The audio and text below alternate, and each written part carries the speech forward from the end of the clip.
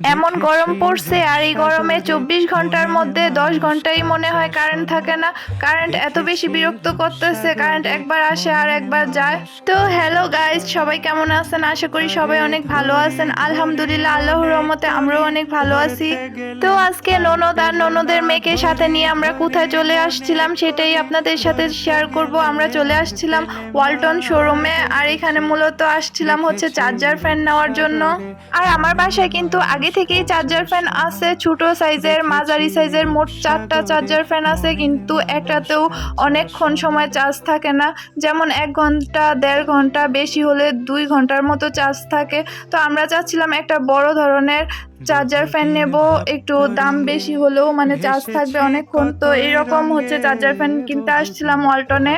তো আমরা হচ্ছে এখানে এসে একটু বড় সাইজের একটি চার্জার ফ্যান নিয়ে নিয়েছিলাম, আর এটা হচ্ছে প্রায় 5 থেকে 7 ঘন্টা চার্জ থাকবে, তাও হচ্ছে কম লাগতেছিল। আর এই চার্জার ফ্যানটা কিনে নেওয়ার পরও এখান থেকে বের হওয়ার পর হচ্ছে আপনাদের ভাইয়া হচ্ছে একটা আইপিএস ফ্যানের অর্ডার দিয়ে দিয়েছিল। সেটা হচ্ছে সারা দিন চলবে, মানে চার্জ শেষ হবে না সারা দিনের জন্য। যদি কারেন্ট চলে যায় তাও চার্জ শেষ হবে না। আর সেই আইপিএস ফ্যানটাও যখন আমার বাসায় আসবে আপনাদের সাথে অবশ্যই শেয়ার করব।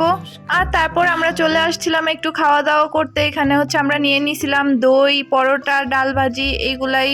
তো আমার ছেলে মেয়েরা যেহেতু বাসায় ছিল ওদের জন্য হচ্ছে নিয়ে নিয়েছিলাম পার্সেল করে মোগলাই আর হচ্ছে দই, আর নিয়ে নিলাম তরমুজ আর কলা। আর তারপর ননদের মেয়ের জন্য চলে আসছিলাম এখানে পিৎজা আর বার্গার নেওয়ার জন্য। এটা ছিল হচ্ছে একটা বেকারি। তো আজকের ভিডিওটা এই পর্যন্তই। ভালো লাগলে অবশ্যই সবাই লাইক, কমেন্ট, শেয়ার করবেন। আল্লাহ হাফেজ।